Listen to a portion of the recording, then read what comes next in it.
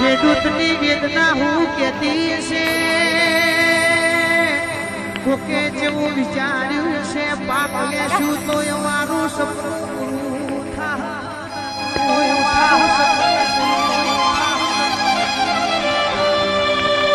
કડમોથી મન કરનારો આજ ભાગી પડ્યો છે જો એવો દારો ઉજો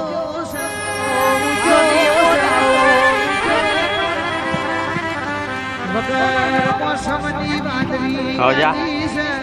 માવો ભરને વગડથી કટે ઘેર લાયા નહીં ને ખૂન દેહીને રોગો બગાડો